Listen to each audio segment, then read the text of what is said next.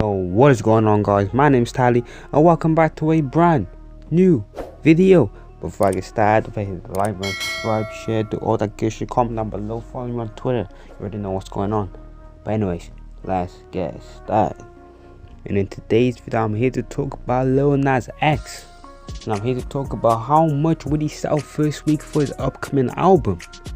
And now we all know Lil Nas X will be making scenes since last year when he dropped Old Town Road, which I think it's Diamond. I'm not sure, but I believe it's Diamond. But it's the biggest #1 hit of all time. He spent some 40 something, no, well, not 40, but you know what I mean, like not 10 plus weeks on the chart. Let me find it correctly.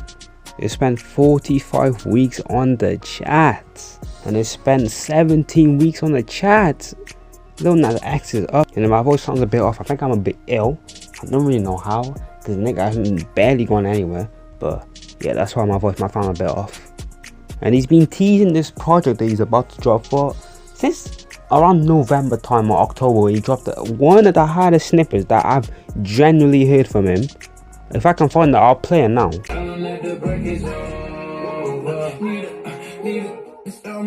Need a couple #1s, need a pack on every song. Need me like one with Nicky now. Tell a rap nigga gon' see ya.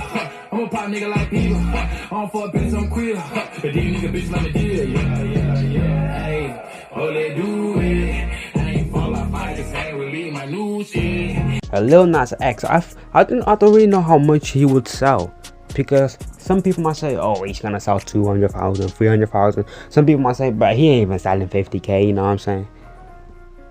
So I'm a bit confused, because he's someone who had the biggest #1 hit of all time. Because if you look at his last project, 7, which dropped on June 21st, 2019, that sold 77,000 copies first week and debuted at #2. But bear in mind, this project had both Old Town Road remixes, Rodeo with Cardi B as well, and Panini was also debuted at #5. But you think someone who had a #1 hit at the time would sell at least 100,000 copies first week?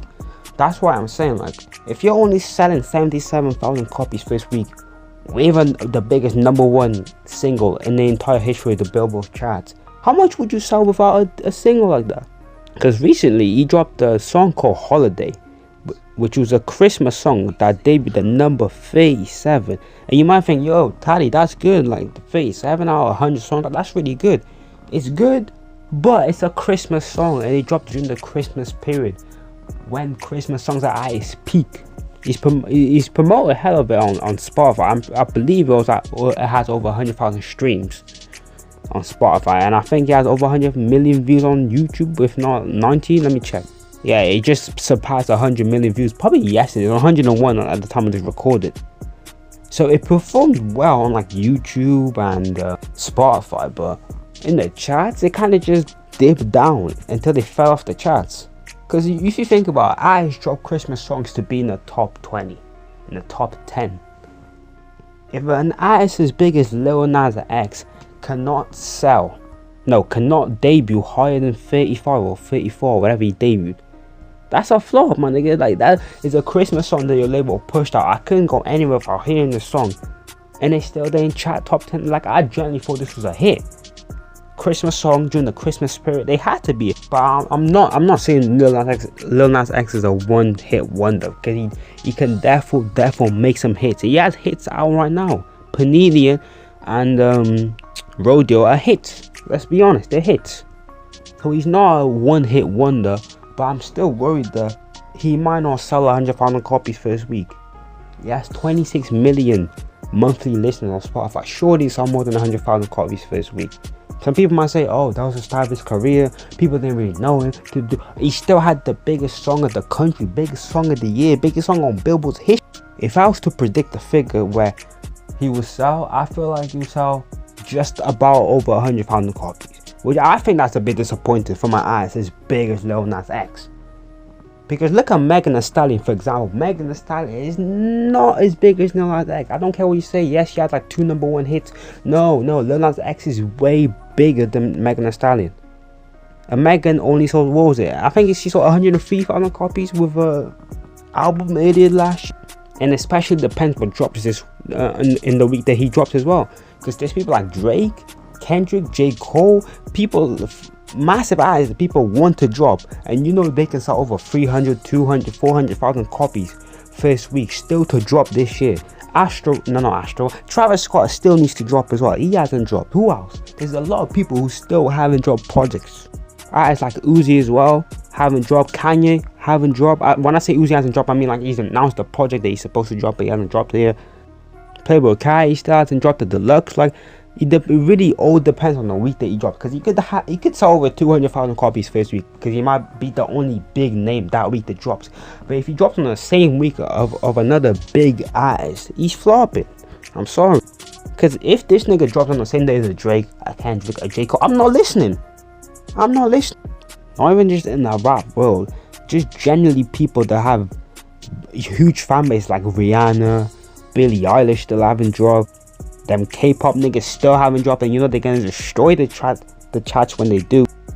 But it all really depends on how hard Lil Nas X's fan bases go, because he has a cult following on Twitter. Like every time he tweets over 100,000 likes, 50,000 retweets, you know, he was a meme nigga. Before he blew up, he was a meme nigga. So he's obviously gonna have a cult-like fan base on Twitter. But will the Twitter followers correlate to streams?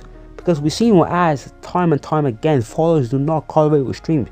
Look at Pump, look at Pip, look at ads like that. Absolute flopping, having millions and millions of followers on like Instagram and Twitter. Don't think it's just like, oh, I want to see Lil Nas X fail. I don't like Lil Nas X. Like, I do like bro. He has a funny ass person, and he generally makes good music. Like I showed you in the snippet edit. That snippet is generally had, and I can't wait for him to drop it. But I'm just worried, because if this nigga flops, he's not gonna hit the end of it. He's not gonna get that stigma off of him, because he had the biggest hit of probably ever for a long time. Like no one's gonna beat 17 plus weeks on a chart for a long time. You know what I'm saying?